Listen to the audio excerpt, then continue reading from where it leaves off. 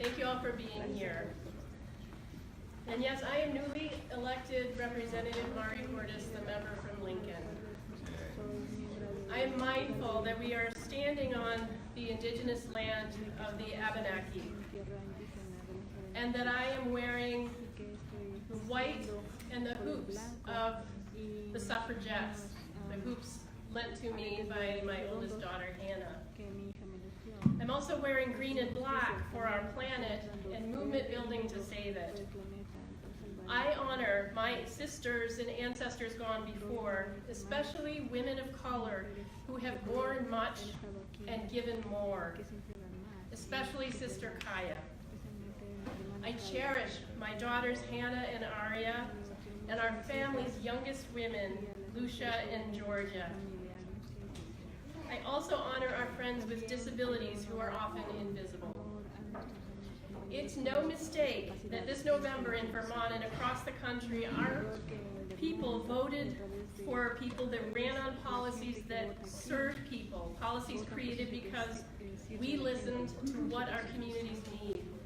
After decades of policies that have brought us possibly the worst wealth and income inequality in history, where working people and labor unions until recently continue to lose ground, where a seemingly simple illness or injury can bankrupt a family, people regardless of party affiliation are saying enough is enough, and have joined in some of the most powerful movement building that this country has seen in decades.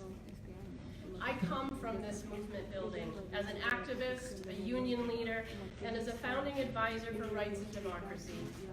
I have experienced how our world doesn't change for the better unless the people, all of you, all of us in this room, are truly represented, when we truly have a government by and for the people.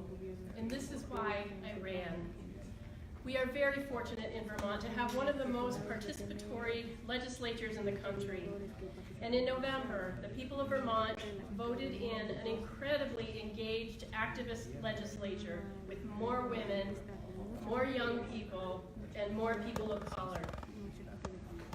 The fabric of a vibrant community is woven from the contributions of everyone, including the leaders they've chosen to represent them.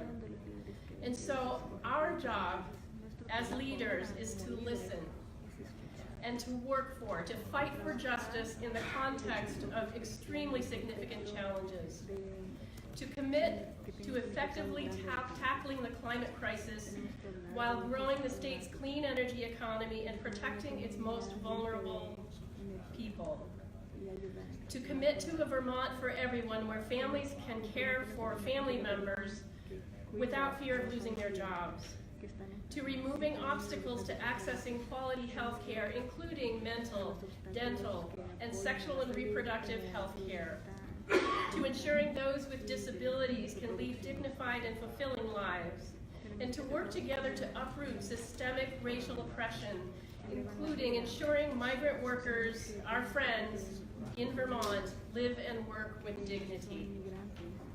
As John Muir said, everything is connected. We don't stand alone. Our policy making must reflect that, including that our choices here in Vermont can either contribute to devastation of environmental disaster in Alberta, or to a widening network of clean energy production, to increasing despair around lack of access to health care, or to widening state, regional, and national health care systems that put people first.